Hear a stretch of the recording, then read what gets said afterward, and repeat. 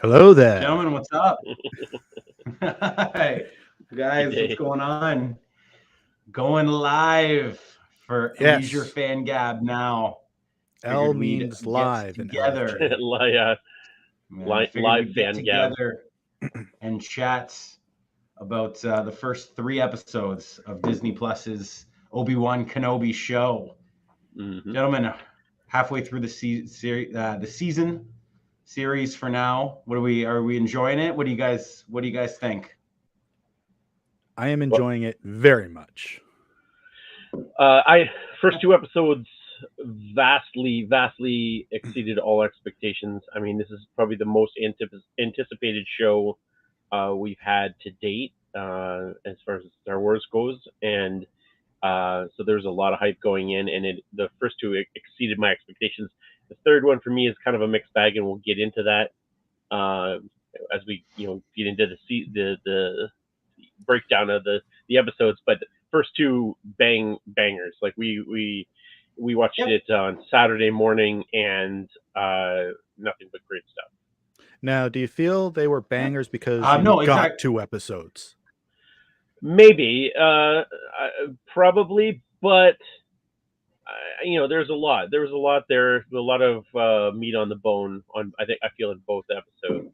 There was certainly, like, I guess you can call it a swerve as definitely. far as like the plot is concerned. I mean, hmm we were all pretty much hoping that Ben would leave Tatooine at least for a little bit, and Yeah. he wouldn't be on Tatooine the whole time, and the whole show was going to be him watching Luke the entire real like creepy old man from Family Guy. We'll get a And bit of that. it wasn't that. We Yeah. were very happy to see that he gets off planet and he goes on a whole new adventure that Yeah. I mean, I certainly didn't see coming. It was I don't spoiled I for don't me think pretty most people. quick, There, but there was I rumors don't of know. this leading into that I had heard this probably about 2 months ago that the catalyst was Leia's kidnapping, and that's in episode 2, and we'll really get into it because they do inject, which is like the most plausible storyline. When I saw that, I was like, well, that's the best thing. I mean, granted, that kind of, you know, Princess Leia's message, Obi-Wan Kenobi, you served my father and rescued me from pirates. Yeah, well, But and also, yeah, and so well, that's like what I kind of don't like, and like not not like that kind of borderlines in it, but when you get into episode 3, there's a lot of that where it's like, I had okay, come on, there and we'll get I have is a into that. lot There's that I'm really excited to talk about in episode 3 with you because there's some other yeah, stuff, and like I watched the big scene twice, and there's some like really big problems I have kind of with it, but we'll get to sure, that completely. So yeah, let's start. And just generally, I don't want to break down the episodes because if you're here, you're obviously a Kenobi fan and you've watched it, but I think we're going to go through the main beats of each episode. Like I said, we're at the halfway point now, and you have a general sense on a lot of the starting cards have been played. We've met the Inquisitors, we've seen some other Jedis, and we've certainly seen what Ewan McGregor's Obi-Wan Kenobi is up to. He's almost a butcher working on the line, working a factory job, punching the clock on Tatooine, and he's spending his time knowing that Luke is special, and he's watching him from a distance. That's kind of how the first episode picks up. well, you got the cold open there with the Order 66 in the Jedi Temple. Sure. With the younglings, and obviously a lot of speculation, and rightfully so, of who one of those younglings may be. So right. I think that Who had their noses to the screen looking for the Jedi saving Grogu? yeah. That was I, kind of well, funny. I I, thought that was the first thought. That was the first thought that we had when we were watching it. Was like, oh, okay, That's what I told myself. They're gonna shoehorn Grogu into this series too, right? Like, but we know didn't. he was in the Jedi That's Temple episode during 5. Order 66.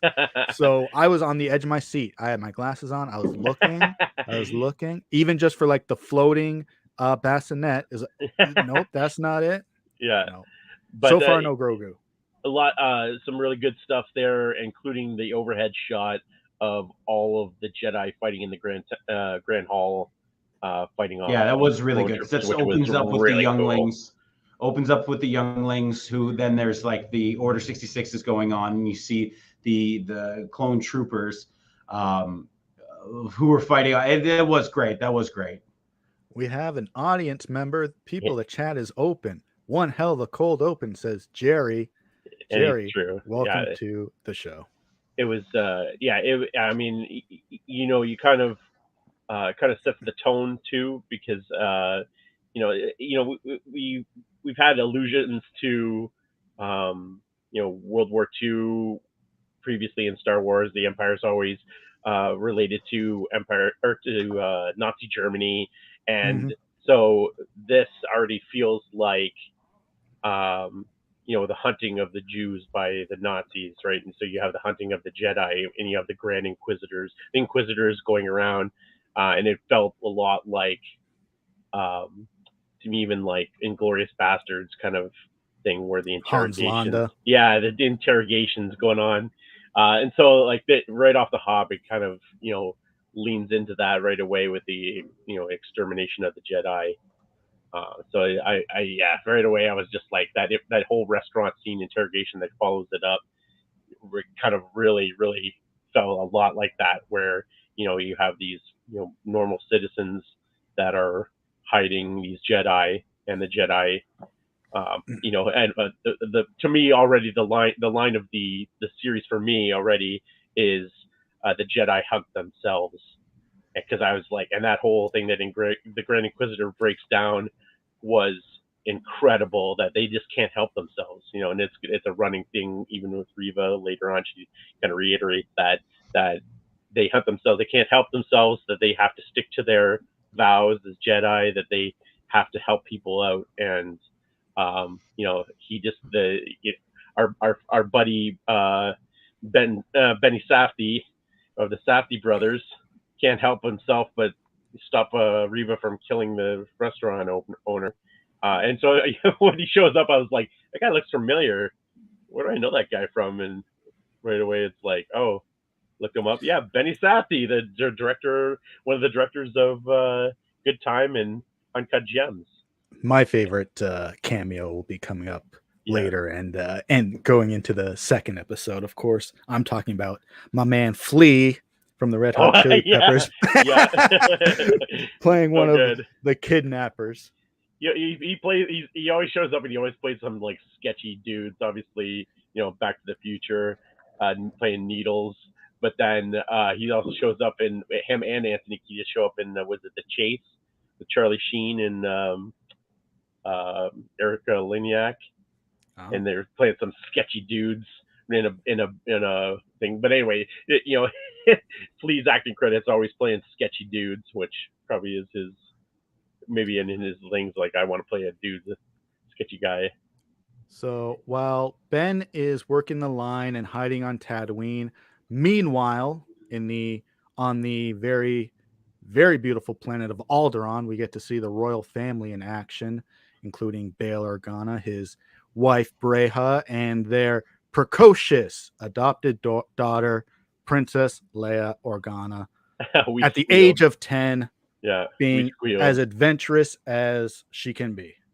We as soon as they had they're making her up, presumably it was her, they're making her up to get ready for the charity dinner, and we were just squealing, because we were like, oh my gosh, we, like you said, Matt, we had I don't look into anything, I go into everything absolutely cold, and so when that showed up, we just freaked out.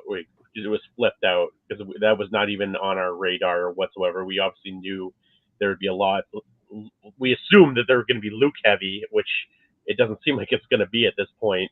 They'll probably save that maybe for season 2. But this is a limited series. I think this is the series. These 6 episodes, and that's it. You say that, but money. We'll see how it goes. But yeah, it was a very welcome thing, and what a fine choice they made casting her as well. Like, she's adorable. She's absolutely adorable. She's got that Leia spunk to her, climbing trees and running off from her parents. A lot of fun. Scott, your thoughts? I don't know. So sorry, I'm just with other stuff. Great. I I keep going. Keep breaking down the episode. From there, I think we go back to Tatooine and we get an altercation between Ben and Owen.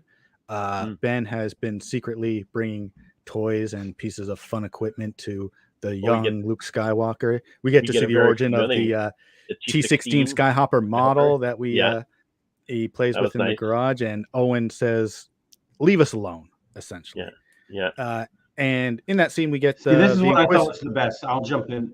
This is what I thought was the best stuff in the episode. I was this is the stuff that I was really excited because you get when he goes back and he's watching Luke, and Luke's playing on top of the his house like he's a pod racer or he's a pilot, just like he's probably heard stories of his father, and he there's kind of Obi-Wan. Ben at this time is watching from a distance, which is really fun. But then he leaves the T-16 parts for him, and it is great that they casted an actor with gravitas. Joel Edgerton is returning, and this is one of his first American debuts when he was in Attack of the Clones and the end of Revenge of the Sith, well before he got really famous. But it is interesting to see him, and then how he rejects Ben because he's just a farmer on Tatooine and he doesn't want his nephew to be exposed to that kind of life. So that's what I thought was the most interesting stuff of the first episode. We all saw it coming. We all knew it was coming, and they heavily promoted that,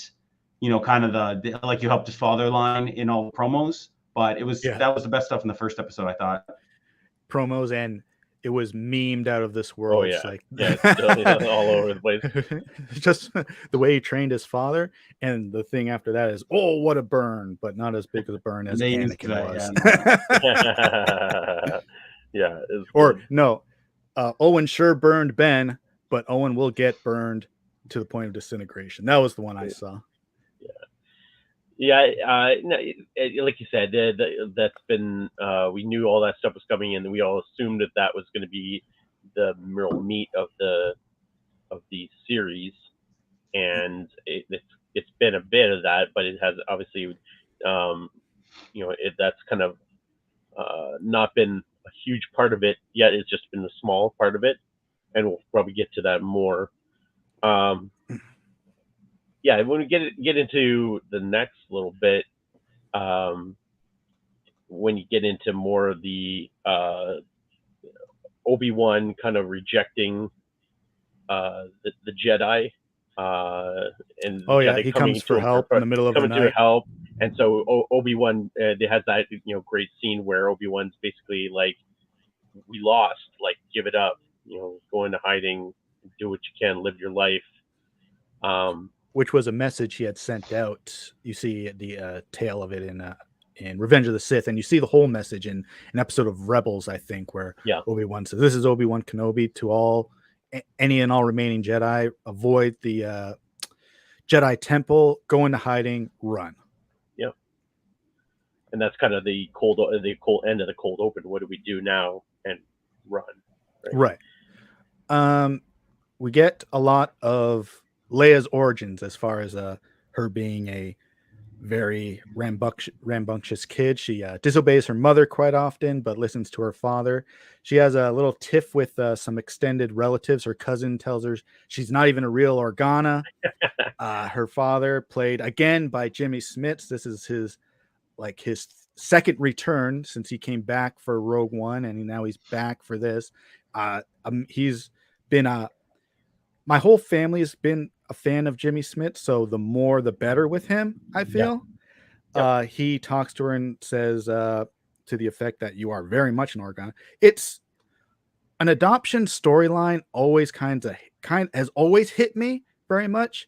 In recent iterations of the Ninja Turtles, the Turtles have been calling Splinter Dad because he is their adopted father and everything. Superman's origin story always hits a soft spot with me. My girlfriend, all of her siblings are adopted. So stories like that, hit close to her as well. So so dialogue like, "You're not a real Organa," and then her father saying, "You are more of an Organa than anybody else," was terrific dialogue. And that was probably my favorite scene of the first episode. yeah, it's always good because it like with it the adoption stuff. Uh, you were chosen. This Yeah. wasn't like it wasn't a whole thing of it wasn't an accident that we have you. We chose you. We took you in and we chose you and we love you like a daughter. And so like you're right. All when the adoption stuff happens, it's always very touching, especially when there's that moment of recognition that there's always that recognition of the child that I am loved, right? Mhm. And they need that reassurance that they are loved and they're wanted. So yeah, What do you you're right. think It was of great what do you scene. think of the Hasbro presents commercial of Lola, Leia's droid? There always has to be something, right? There has to I be was Yeah. the something. next day on Yeah. Instagram. There was pictures of the Hasbro Mm. booth because this was happening on at the same time as Celebration, and Hasbro pulled open the curtain. We've got Lolas. They're coming soon in stores this fall or Yeah, whatever. yeah. So Yeah, it'll be the there's already pop been her a holding few it. Yeah. there's already been a few like droid things in there. You have Lola, and then we'll get in. There's another droid introduction in the third one with a droid moment. My favorite droid moment, those two aside, was a familiar little sound, and then we see it, the Gonk droid in episode one. I have mad love for Gonk droid. So when they're in the meat factory and Gonk, Gonk, Gonk, I'm like, yeah, Gonk droids, what up? So the first episode pretty much wraps up with Leia being kidnapped by Flea and his gang, and Bail Organa coming to Ben's cave and saying, "Help me, Obi-Wan Kenobi. You're my only hope."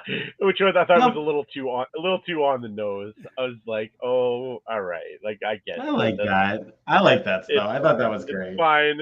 It was just kind of like, oh, but again, I do I you guys want to get into it now or like later? In that, you know, it kind of undermines, and this is the dangers of prequel stuff of stuff prequel things is that in order to have these big events and these big centerpieces of these shows, you're undermining your original material, right? To So some extent, I yeah. know where you're yeah, and going with so this. you have How she you have went.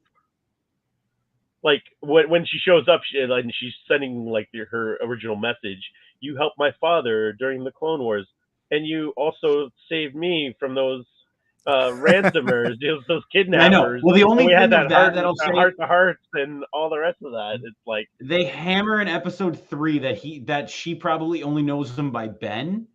So, because he keeps saying that Ben, she calls him Ben. So I'm like, maybe she doesn't know Obi-Wan Kenobi. She just knows this man is Ben. But also, this is 9 years later. So, like, sure, but then she doesn't I know even like people I met in she wouldn't 2013. Like, even that's recognize what I him mean. later That's on the as only thing. Ben She'd be like, Kenobi you look when they like familiar. in New Hope. And he goes by Ben Yeah, and Kenobi, right? like, Because he's Ben Kenobi in New Hope, right? Yeah, And yeah, it's like which is one of the crazy calls him a crazy old wizard, and you're like, wait, now her knowing him as Ben does make one specific scene in A New Hope fantastic. When Luke comes in, I'm here to rescue you. I've got your R2 unit. I'm here with Ben Kenobi. She stands up and shouts, "Ben Kenobi, where is he?" Because she wants to see him again. yeah, And that this series and this whole plot of them together has really elevated that line and that performance and almost becomes a tearjerker. The next time I watch it, and we were like, "Oh my god!" All of the sure. memories she has of Ben Kenobi came rushing to her in her mind. But but that mixed with her hologram scene don't jive, right? I mean, I guess Yeah, there's a lot of that, and one of the questions I was going to ask was like, how much of this show that we've seen so far helps A New Hope and the original trilogy, or hurts it? Because even if she does I think this is recognize, all prequel stuff. I think at Deborah Chow, I think it's with Hayden and Ewan, and I think they're hammering prequel stuff. I think yeah, like the original trilogy stuff isn't even in their window. I think because they'll round hole square peg that, but I think this is being shaped by all the prequel stuff, which they're clearly using audio. They're clearly another thing in episode 1. He's calling out for Qui-Gon. He's calling out for Qui-Gon. So yeah. in kind of a Rise of Skywalker, Qui-Gon's voice will appear, or whether we get the hazy face of Liam who hasn't mastered it. Whether or not Qui-Gon has or hasn't, that's always been kind of like retconned by Star Wars. But if you get Liam Neeson's voice, which clearly you, I'm assuming he'll show I think up you'll the 1,000% get the voice. Yeah, I think he's actually going to show up. So I'm like, that's where I was going with the Rise of Force Skywalker, is that he or the voice will count to him in his lowest point when he needs him the most. Yeah, because 100%. I think in episode, maybe all 3, but at least 1 and 3, he's been calling out to Qui-Gon. So if you don't have Liam Neeson, who's played coy about being in the show, why even say his name? So by planting the seeds of Qui-Gon, whether, again, the voice, 1,000%, his appearance, 50, probably 70. I say 0. But you don't think so? Because I think Ben Kenobi is the first one to become a corporeal Force ghost. Okay, that's so what I mean. Will definitely so Qui-Gon shows up in Clone Wars, but they said that he never mastered it. So I don't know. I think you could get like the haziness of his face. Yeah, I think you get something. Face. I think you get a transition. But I don't think he'll be like. He's not going to be a sitting Force Kenobi ghost. You got a Obi-Wan Kenobi who's like a full-on Force ghost, and there's got to be like a missing link between that, right? You don't go from just like voice to like full-on Force ghost. I think he's going to be somewhere in between. I think we'll get voice and just voice. Liam Neeson will literally phone it dial it on his phone. Let's save this for at the end. We'll do predictions for 4 to 6. So let's put a bow on 1. What do you guys, as far as that, Obi-Wan is on his mission. He's leaving Tatooine. I think the one thing that the episode nails the best is how his reluctance to really come back, and they nail it by having Benny Safdie being strung up Mussolini style in the square. Right, this is what being a Jedi gets you. We will kill you. We will hang you by your neck. And he tells Jimmy Smits, no, until he finally does. And then it's this epic crescendo of the theme song written by John Williams as he's putting the lightsaber and as he's boarding the ship. So that brings episode 1. He has his clear goal and he's going to rescue Leia, which will be episode 2. What do you guys give episode 1 as far as a rating? See, that's why it's difficult because we watched them back to back. The first 2 episodes dropped, so it's excellent. If you have a number, AB, go for it, because I'm thinking. I'm like a 9. I think all 3 are like 9. I was gonna say 8. I was gonna say 8 because 9 or sorry 2 feels a little stronger because it like to Matt's point, it kind of builds to that between the 2 episodes, right? For me. It's like strong open, high, and then strong finish in 2. Yeah, I'd go 7 or 8 because we do get a lot of that Leia origin stuff, which I'm enjoying. Yeah, and we get Flea. Yeah. See, I like the Tatooine. I didn't really care for that stuff. That's why I was like, I don't even really care. Like the Leia stuff's cool and she's sassy, but ideal. So episode 2, where do we start, Matt? Ben lands on the planet of Neo Tokyo or whatever. It's a very Las Vegas Blade Runner 3049. Exactly right. He is he's traveled from a long time ago to 2019 of the Blade Runner universe. Yeah. So he's about to catch up to us. Well, it felt very reminiscent. Sorry, it felt very reminiscent of stuff in the prequels with him and Anakin.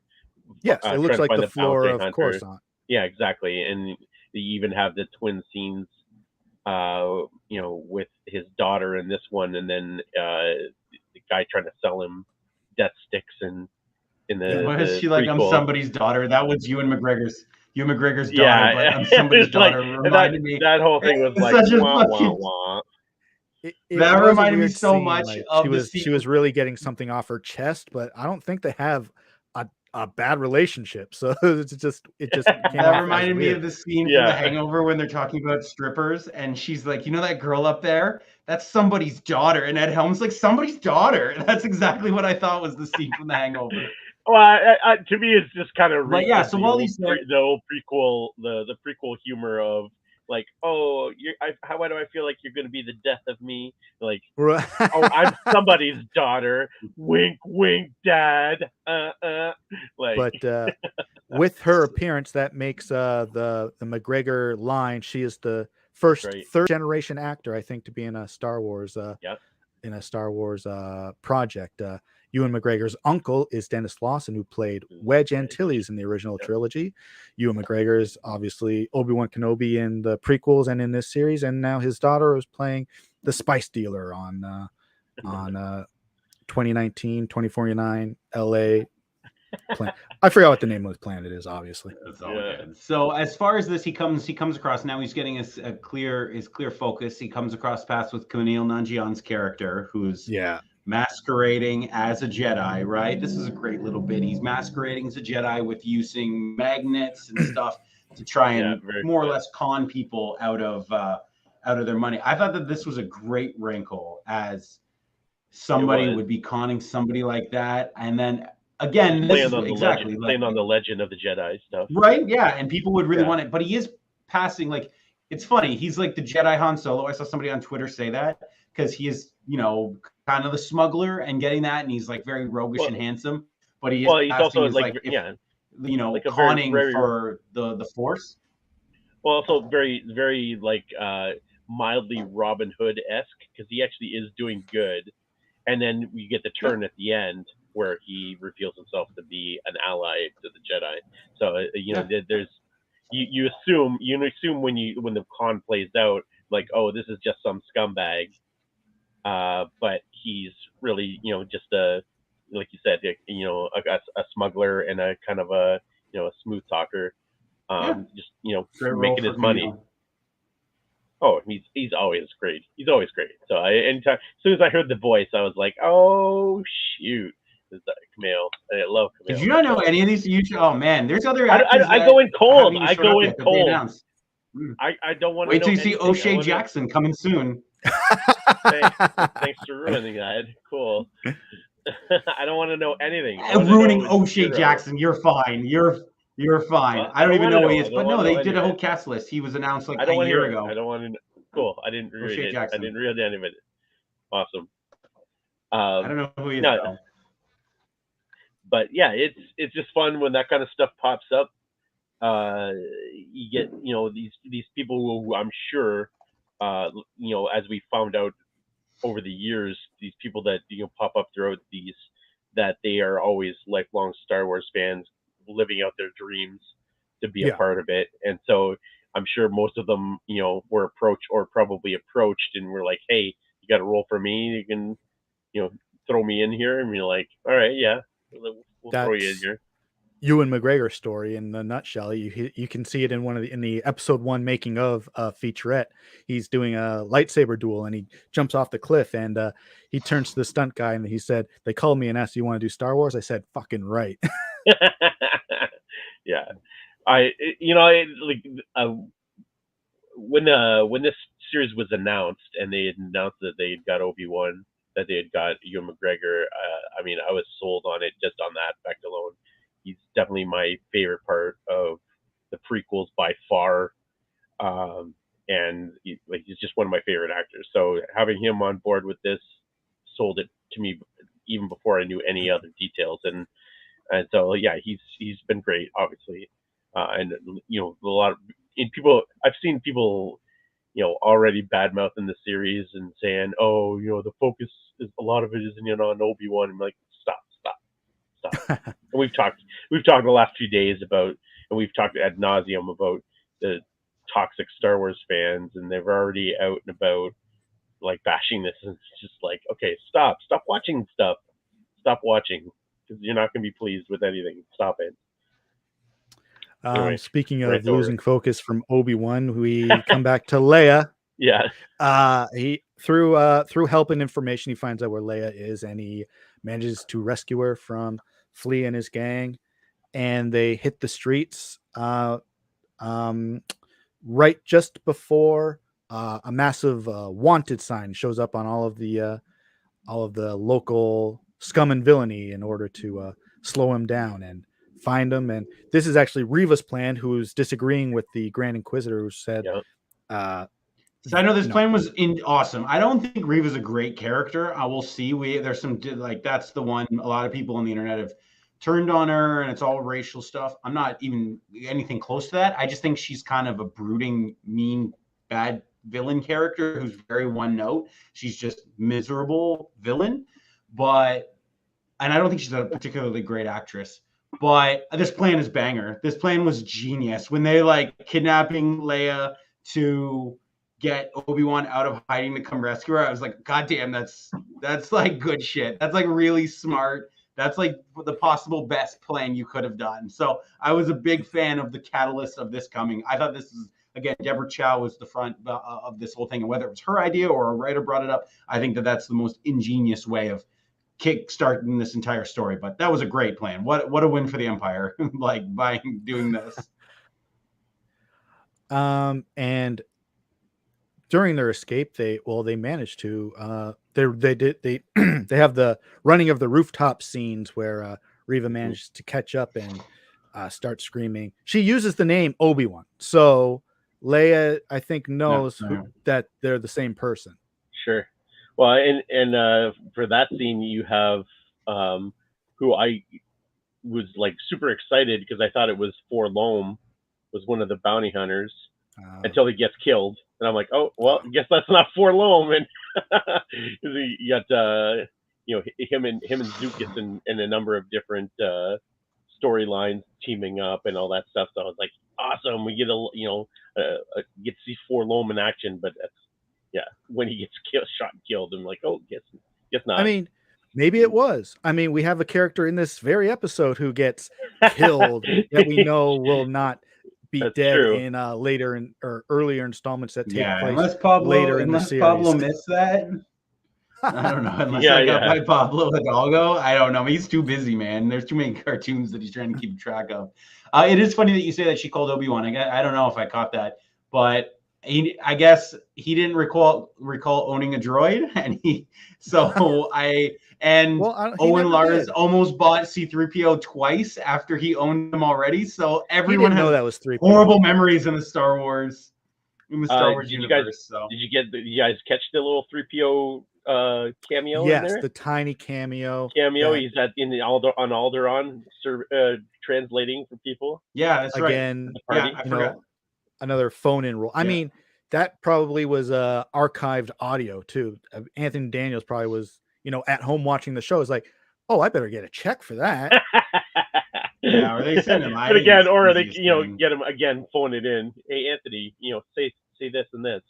They're like, all right, yeah, that was. I mean, that was fun. It always makes me laugh whenever they continue to throw those in there. And I'm sure R2 will like pop up in some capacity, just so they can squeeze them into another thing. Well, yeah, there is that, but the whole point since Star Wars Inception was selling toys. So if you bring in R2, you can't sell. Well, you can sell a new R2 toy, but they're really going to be focusing on the Lola droid, which again, another character that died and came right back because. Lola is this show's Dio, or what was his Dio? Yes. Was that JJ? Yeah. JJ's droid, the battered droid.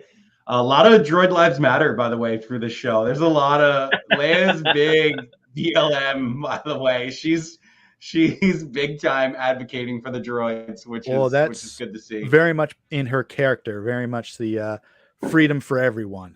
Yeah, is not a motto she has said, but clearly part of her creed. Yeah, so what else do we want to? Okay. What else do we want to say about episode 2? It's a lot of payoff. The chase stuff is great. You get a lot of Obi-Wan and the blaster. They're looking for him on rooftop as they go through. Once he does get Leia back, what else is there? What else do you want to touch on for the last 20 minutes of that episode before we get to the reveal? Was obviously some of Ewan's best acting in this saga. There's a lot of the stuff in they have the Grand Inquisitor part, but also there's the fifth brother who also shows up in Rebels, played by Fast and Furious alumni, plays Lynn, the guy who plays Lynn in the Fast and Furious movies. Apparently, because I was like, guy looks familiar. But we've Yeah, it's seen him Han. in Rebels. Sun Yeah. King. Or sorry, Han, not Lin. Sorry, Han. And so you get the interaction with Reva and the fifth brother, and them going toe to toe, and we'll get more of that going into episode 3. And so it'll be interesting to see, because obviously we know, I guess unless they're screwing up the timeline in that too, that fifth brother makes it to Rebels as well. So you got fifth brother, she's third sister, and there's who's the other? There's another Inquisitor, female Inquisitor. Pick a number, sister. Yeah, Fifth what's some brother, other seventh sister. Yeah. Okay, It was the so seventh sister on Rebels. Because we haven't seen that other female Inquisitor before in Rebels. We've seen fifth brother and the Grand Inquisitor, so we know those two somehow make it through this. There is a female Inquisitor in Rebels. I just forget her name. She's played by Sarah Michelle Gellar. Oh, okay. Yeah, I just forget which designation she is. The same one who said. I don't think so. They don't. Doesn't look like it. Yeah, they didn't look like. But yeah, it's just cool. It's just cool to see them in live action form. And people have made a big deal about the Grand Inquisitor looking a little bit different, but I think he looks great. So does. Well, he does look great. He looks. And that was a problem I had until it was cleared up with simple logic about Ahsoka coming from animated to live action. I was like, it's not going to look the way I think it should. And the same went with the Grand Inquisitor. And it was, explained to me in a podcast, like animated series and movies can be stylized to look any way they want.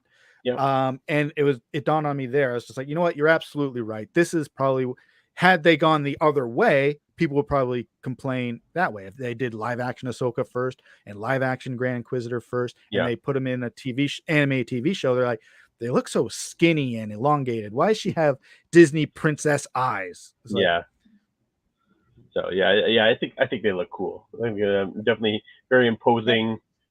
Love the I've always loved in Rebels their neat lightsaber things. The Grand Inquisitor with his dual lightsaber with the circle in the middle of real on the back. Awesome. We get to see it looks awesome. Yeah, we get to see that in action for R.I.P. Flea. It'll be cool. This is okay. I'll save it for predictions. All right, so we're moving into episode 3 now. Not before we get the cameo that Scott was alluding to. Anakin, Darth Vader. Let's definitely this. So and at that point where she reveals that Anakin is still alive. Yes. And you get the shocked look on his face, which would he not have heard about Vader's exploits in the last 10 years? How would he miss that? He lives on Tatooine on the Outer Rim. The Empire doesn't really have that far of a reach unless they're looking for somebody. I guess, but I mean he's pretty. And he's cut off. He doesn't look like he gets the newspaper. That's fair. You have to assume not. Yeah, he's like he just punches his clock and then. Yeah, that's fair. Because I'm like Vader's done a lot of really bad stuff in that 10-year period, and most of the galaxy has known his reputation. Yeah, the one thing, can you guys? I feel like I have a horrible signal here. I don't know if you guys can catch me. The one thing that rewatching the prequels as I do quite often, this has always been an overlying thing on where he understands, and you're absolutely right. How does he understand Vader to prominence, and then again, how does he find out that Vader is Anakin? Because the less he thinks, he dies on Mustafar. So maybe 6 months later, he sees or he hears about this giant hulking, black silhouetted cape wielding a red lightsaber. But he knows the name. He knows the name because that's in the prequel. It's Darth Vader. He sees the hologram of Palpatine and Anakin, where he calls them. Yes, he does, calling him Darth Vader. Yeah, Lord. Yeah, so then I guess he's just so disconnected from the Force, and he doesn't know what's going on. And from information. And I don't think the Empire is an organization that likes to give credit where credit's due.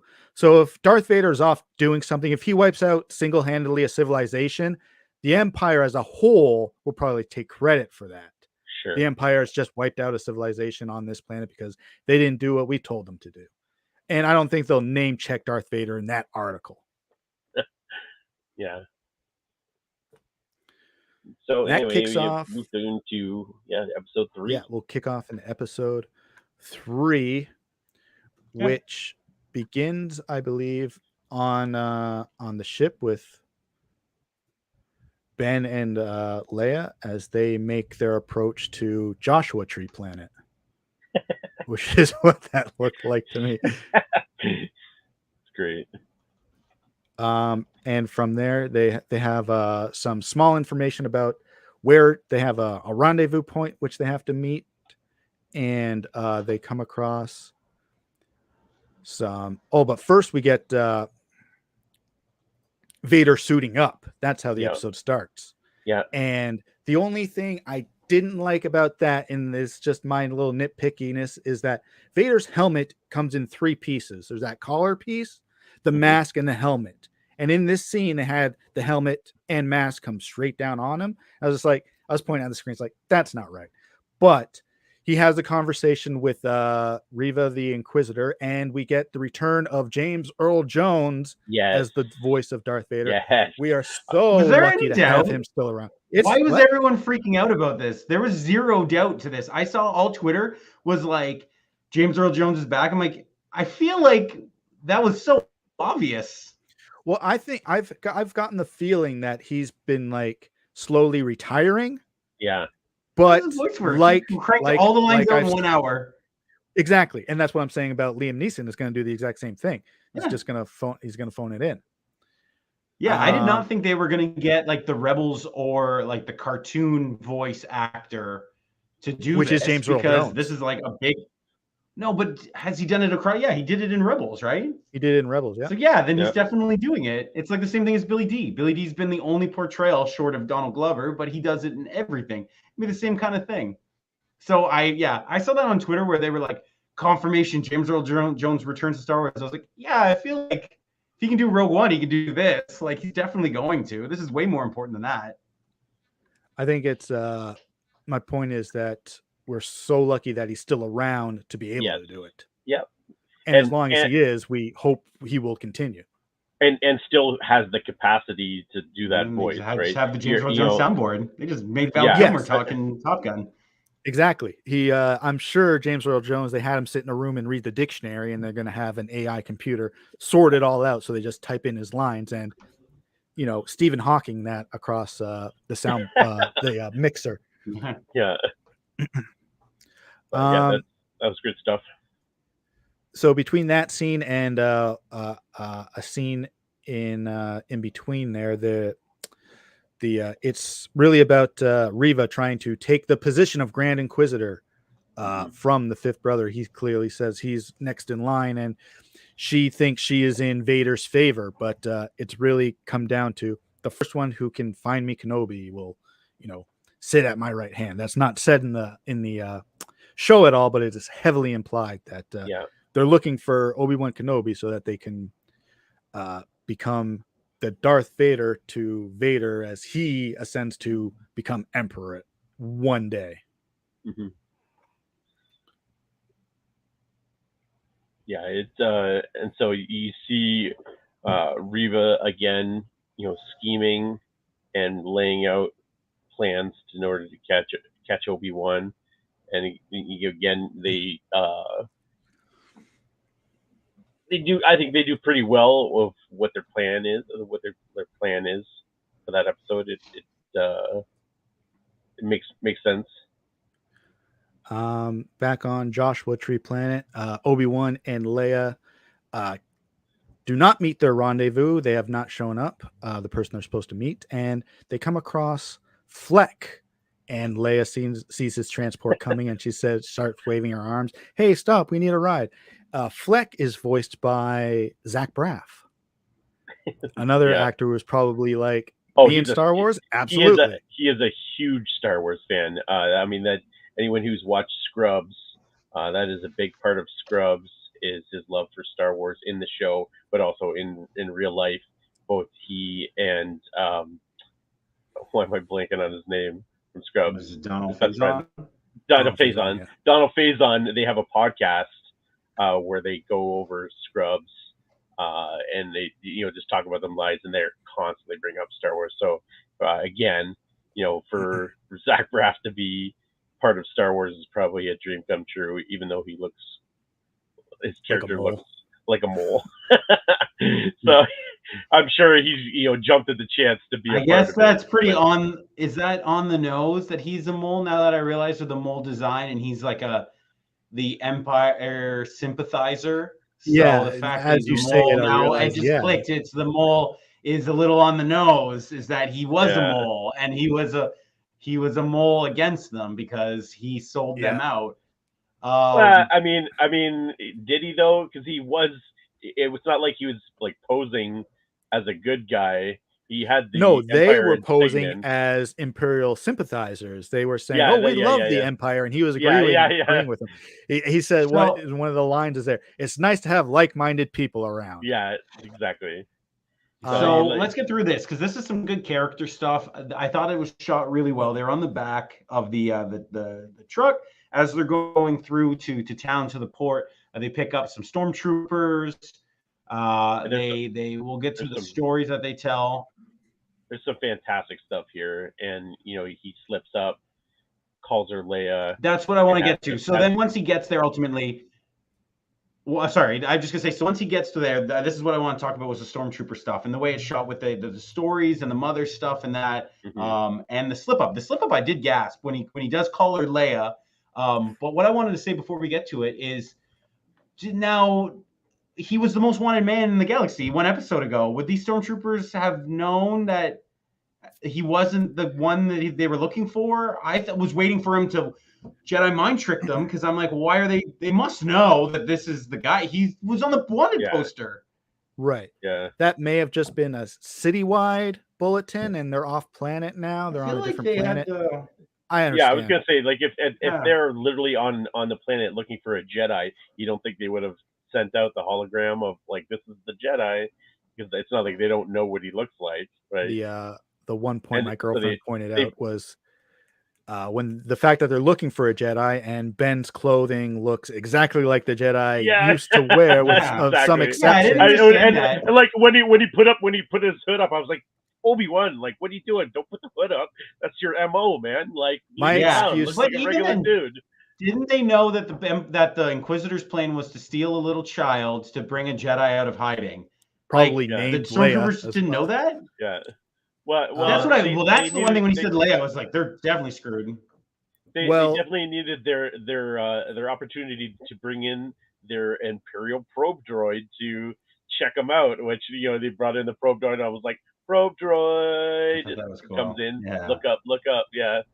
Since Reva's plan to kidnap Leia was kind of under the radar anyways, it was off book. It's hard to imagine that she would want to keep that as in-house as possible, and not not inform every bum stormtrooper on any backwoods planet. Yes. But I was a big fan. This is where I like Leia. Leia was my kind of girl here, with committing to the lies and with the web that she's weaving. I'm like, this girl rules. This is exactly what I strive to be. This level of intricate lying storytelling to randoms. Yeah. Right. Yeah, you're like, get used to that, kid, because you're going to be doing a lot of that. Yeah. Yes, a character trait clearly portrayed in A New Hope, when she says this is a diplomatic mission to Alderaan, and Vader calls her out on it. It's like, no, it's not, because in Rogue One, I just watched your ship fly away. The plans are on the ship. We're the ambassador. Yeah. Yeah. And she holds up the lies, like, no, we're on a diplomatic mission. No, you're not. Yeah. But that scene.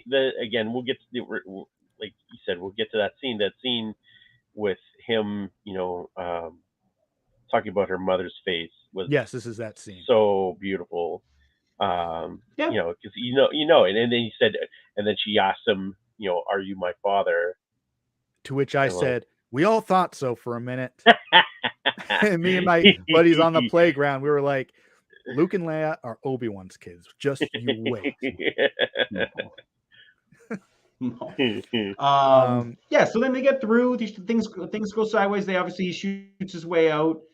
He gets to the other ports, and again, this is where he comes with an Imperial officer who then she turns to be she was undercover. She was sent by Camille Nanjian, and she had missed them by a matter of minutes, it sounded like.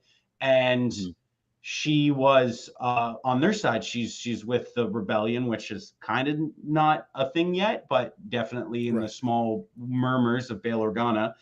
And they get through the port. One thing, there's two things about this episode that I laughed at. Were like, that's a little silly. Was the red gate? Did you guys remember? You can even bring it up. There's the red laser gate, and he shoots it like 3 times, and then the gate goes down and they run through. But then the camera does a wide shot, and if you see it, they could have just ran around the gate. Around it. The gate only had 2 pillars, and then around it, he should have just been like, "Come on, let's go," and then just walk around it. There's the path. And I was like, why would you shoot it 3 times? You don't have to. Just go around that. But then you can just see exactly where they can just walk up that hill. It's just okay. So that was one where I was like, that doesn't make any sense. I assumed they're gonna jump back in the truck and drive through when he did that. But then when they walked on foot, I was like, what? Why did you need to do that if you're just gonna walk? So yeah. But then get captured immediately. So I was like, okay, so all the rest of that was for what? Get taken immediately from that.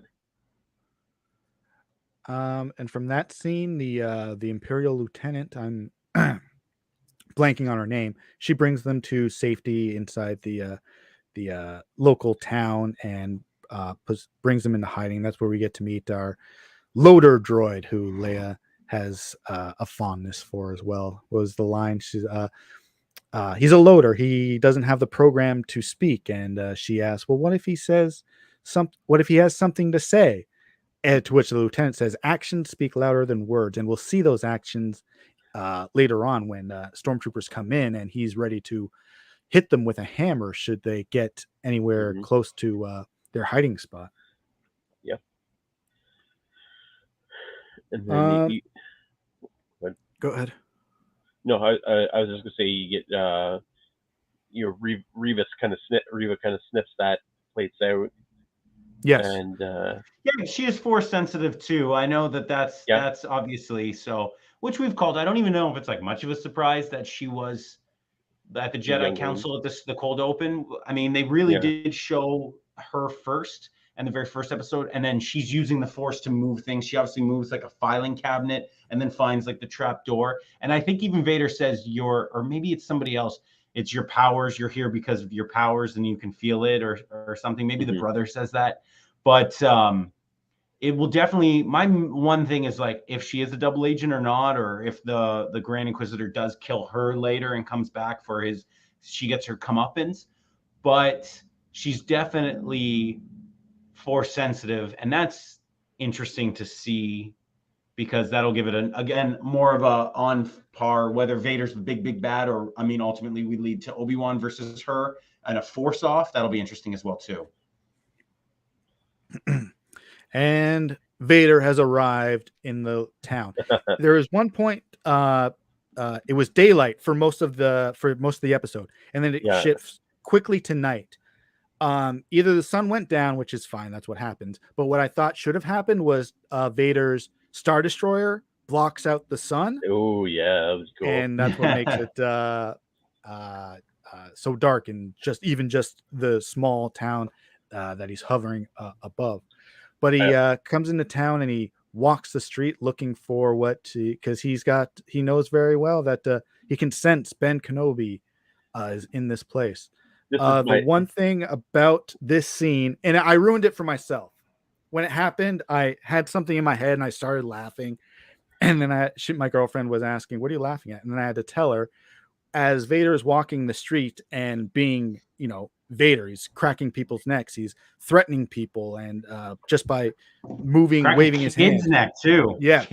I was gonna say, this is to me, this is my favorite part of the whole episode, and like the part that I love the most is it's total horror movie vibes, from it being at night to the music to like even him just kind of like big bad almost like slasher Yeah.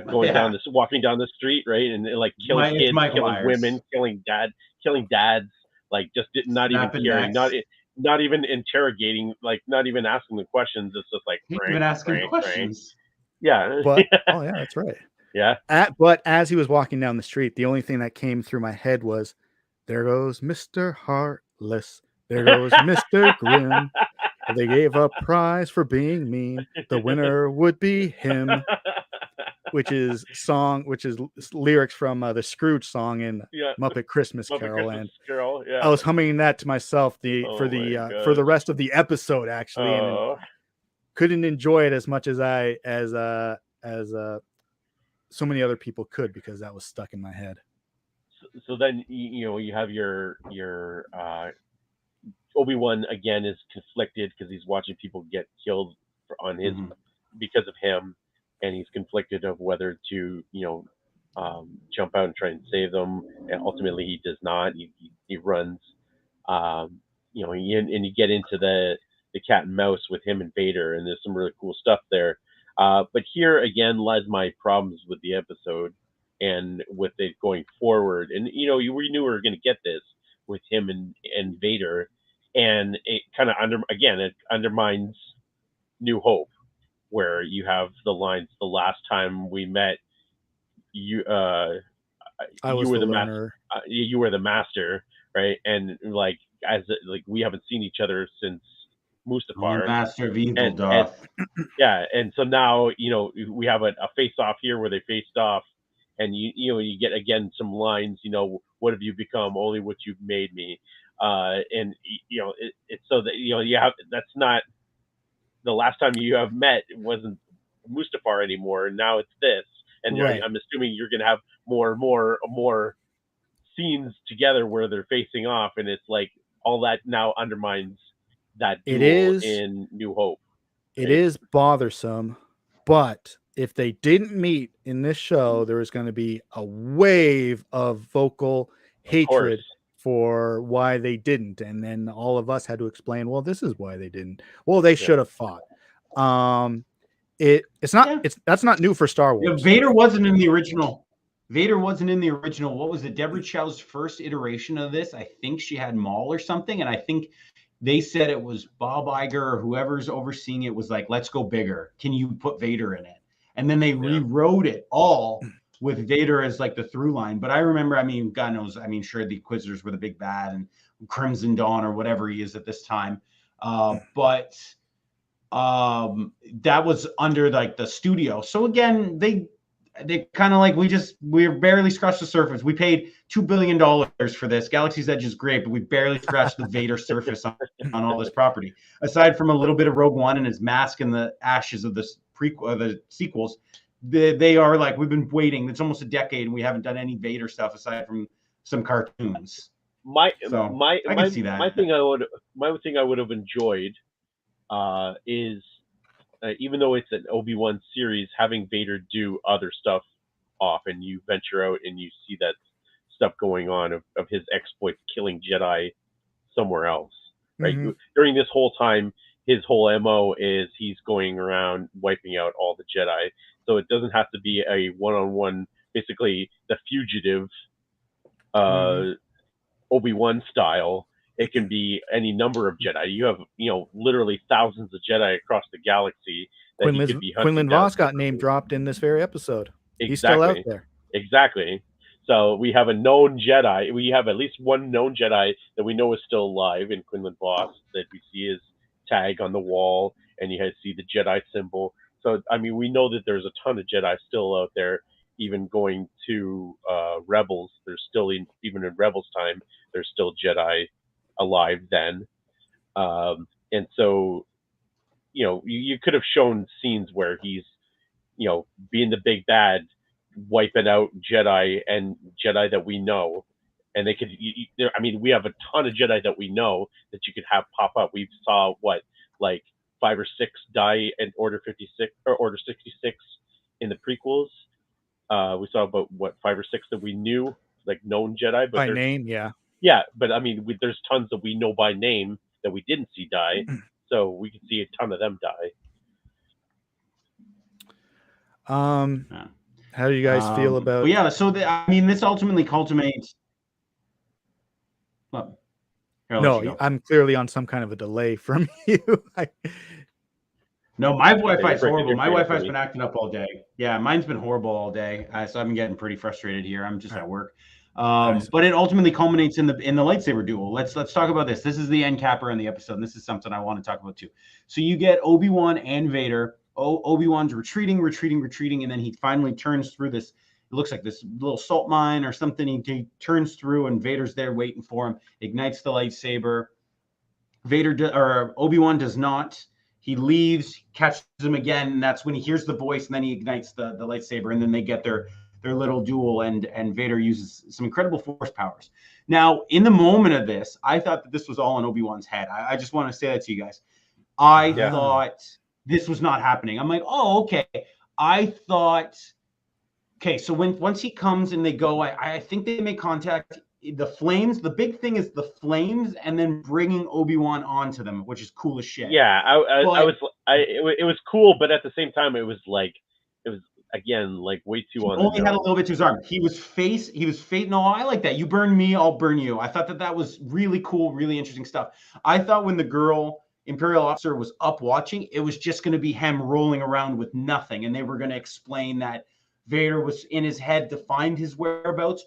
But I'm like, I don't actually think that this is happening. Just the way it looked, it was reminiscent of Luke versus Vader on Dagobah when he comes out and they're in the tree and it's kind of like his image. I thought that was going to be his PTSD manifesting, kind of in the way that they already alluded that he saw Anakin. That was actually my favorite part of episode 3, when he saw Anakin in the robes very far, and they didn't zoom in, so you didn't quite get a good shot of him. So you had to go to Twitter to see what he looks like, and they did white his face out. So it's Hayden Christensen and his face. I think he's bald and he's white out, and he's wearing his Jedi robes.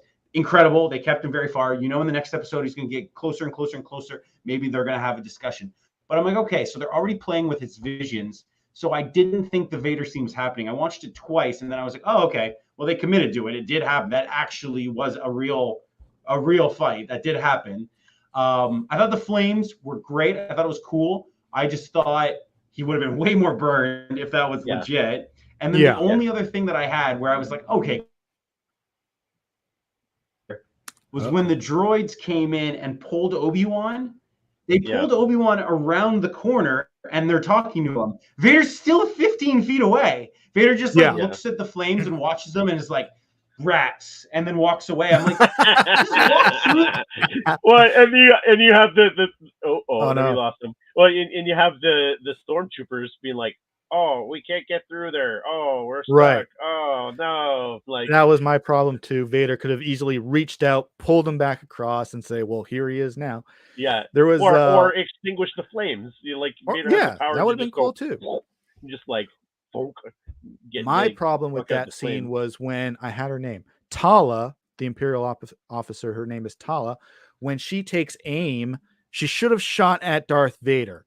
Now, maybe he sees it coming and he blocks it or whatever, but I think you're smart enough in a military sense to take out the officers first. Yep. He is clearly in charge.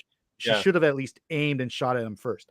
Now, it could be said the stormtrooper was the one that was in direct threat to Obi-Wan, right? So there is that excuse, but I thought maybe she should have shot him and not the stormtrooper. Shoot the glass. It's the scene was really cool. Again, it just was. I just left a bad taste in my mouth because I was just kind of like, you don't think that this kind of whole thing would have come up later on, like especially when they're at the duel in New Hope, and like, hey, remember that time I pulled you through the fire and burnt you up? I'm sure they did say that, but we were watching Han, Luke, and Leia running away. That's fair enough. I don't know. But again, this just reeks of what we talked about. A lightsaber fight is not exactly supposed to be like Spider-Man fighting Doc Ock. There's not supposed to be quips and quotes being thrown at each other. It like we've talked about this during about the Marvel comic stuff, where again you have these big event things happening consistently that apparently don't get to hear about later on, even though like in the comics you have Luke driving an AT-AT and that kind of stuff. It is like Yes. yeah, and so like I'm just worried going forward because you're going to have series finale events, which are going to be obviously big things, and you're going to have what else is going to happen because they're going to have to be bigger and better than what we've already seen. So what kind of stuff that we're going to have moving forward? That is one of the problems. That I mean, as far as we're concerned, if you just watch the movies between A New Hope and Empire Strikes Back, Luke and Vader never meet. He sees him kill Ben, and he doesn't even know that he's the one in the TIE fighter behind him. They don't meet again until Cloud City, but in the comics, they meet and fight a ton more times. A ton of more times. And so that's what and it's all apparently part of canon. So like what are they going to do in the show and in like future shows that are going to continue to undermine that kind of stuff? It's like, oh. Nobody like who just enjoy it though. I don't think they're gonna go too crazy. I mean, you're going in. I don't think they're gonna go nuts. They're not gonna kill off Owen Lars and like we're gonna come here and be like that's a big mistake. They're just gonna do some little stuff. They're gonna massage who knows? Apparently, they already killed characters. I know, and they can come right back. They killed the Grand Inquisitor already, so he's dead. He's gone. Yeah, it'll be interesting to see because I forgot about that because he is in Rebels. Yeah, there is. And there was in I think maybe one of the original scripts, and I think even in the novelization of Return of the Jedi, Uncle Owen is actually Obi-Wan's brother. I know, I saw that too. Yes, and so when it was mentioned that Obi-Wan may have had a brother in this episode, first I made the joke Obi-2 Kenobi. And then I said, well, you can kill Owen Lars, and then we just bring Obi-Wan's brother in to replace him because that was the plot as it was originally written. True. But so that'll. Oh, go ahead. No, I was just gonna say that brings. I was gonna tie it all together. That brings the episode essentially to a close after the battle, and then they kind of separate and. Leia falls in the hands of Reva, so she's kind of trapped again with the Inquisitors. Now it's going to be kind of a come get her Obi-Wan one last time because the professionals have her now. Now, I was hoping that the first 3 episodes were going to be the Leia story, and the next 3 were going to be about something else because we only have 6 episodes. Well, I was assuming they was going to go back and have Luke stuff, right? Young Luke. Right. I don't think they're going to have it now. But now I don't think they're going to have that at all now. Yeah. I didn't think so at all. I always thought it was. I think the finale. We'll get into some like predictions now too. I think the finale very much is him nestling back on the like his little hut, his hill. I think he's going to watch Luke, and I think Owen might see him and give him a little nod or something or whatever. Like they'll learn a little bit, but. And then he'll just go back to his life of watching Luke. I think he's going to have an interaction with Luke because Luke knows who he is, right? Like Luke has had interaction by New Hope. He knows Ben Kenobi. Knows who he is and knows Ben Kenobi and like knows him from around town. So like, I think it just is going to end on a shot of him just watching him, and I think that'll probably be how it ends. But he's definitely ultimately in the final episode gonna put on his Jedi robes. So there's got to be something that goes to him being back with the Force and getting it because he's wearing his Jedi robes by the time A New Hope comes around. So he's going to put them on and be like, I'm back. His conversation with Qui-Gon, which is yet to happen, will certainly affect that. Yeah, so I think it'll end with him putting his, like I said, his robes on, having the lightsabers there. He's going to look on Anakin's lightsaber. He'll have it because they were dug up. So he'll leave it on his stand. And then he'll go and, like I said, go into town or whatever and just kind of chill out there for 9 more years. But it's going to be. He'll meet Luke and give him some power converters.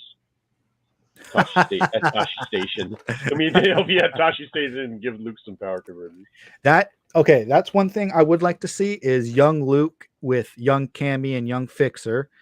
And young Biggs. Yeah, I was gonna say him and that would Biggs. be great too. All hanging out at Tashi Station. Yeah. In the deleted scene and in the novelization, they give Luke the nickname Wormy, which we've yet to hear in canon vocalization. So I'm waiting for that to happen as well.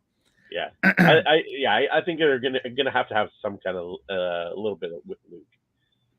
Okay, we will see. So yeah, so let's just do rating of the first three. So give a cumulative rating. Where do you rate this episode? The Rotten Tomatoes score, I think, is critics are at 96%, but the audience score is only about 58. So a lot of people, if you're just breaking it down like that, I know I just looked during this. If you're looking at it like that, most people are just giving it a 6 out of 10. I certainly think it's exceeded my expectations. I think it's pretty incredible, and I'm pretty happy with how Deborah Chow has directed the episode. So I'm going to give it at least a 9 across the board. I had high hopes, and it's exceeded it splendidly because I think it is a really good story. I can't commit to a single number. I will say 7 or 8 because yes, it did exceed some expectations as far as, we're going to be the show's going to be about Ben and his adventures with a young Princess Leia, which is, a surprise, and it is very exciting. But, and like maybe AB will concur, all of the little nitpicky things that don't line up with the original trilogy do hurt it in my mind. So 100%. it's not going to get, it won't get the 9, but definitely a 7 or 8 so far.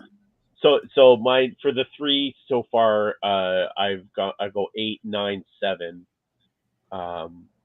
With those, like an average, probably an 8 between all 3, because it did exceed my expectations, but it's not hitting those highs because of what exactly what Matt just said. Those little nitpick things that I'm like, I mean, all this information, and like it's not like you don't know these things, and all the people involved don't know these things, and yet you're still writing against them.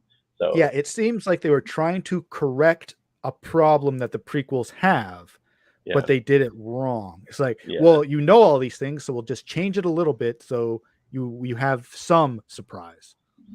Yeah, which is fine. It's just, and it gives us stuff to nitpick about. So yeah, and again, I don't want to be toxic Star Wars fan because there are plenty of those out there. So give me all you got, Star Wars.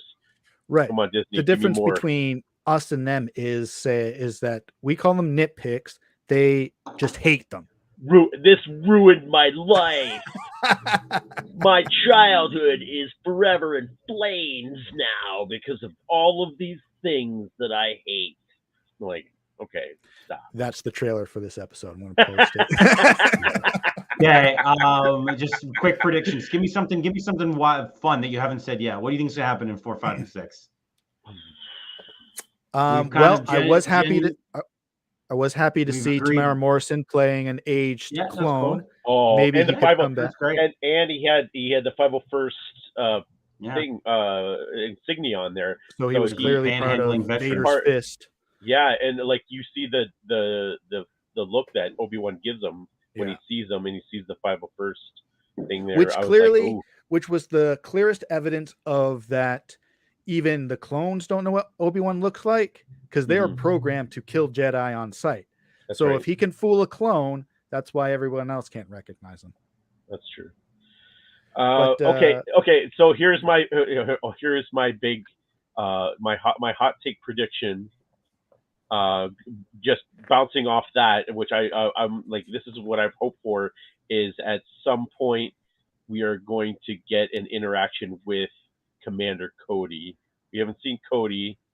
I know. That's an interesting one too. Yeah, and so we haven't seen an Obi-Wan Cody interaction since Clone Wars.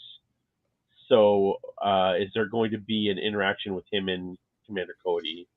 Because there hasn't been closure. There hasn't been closure there for either of those guys.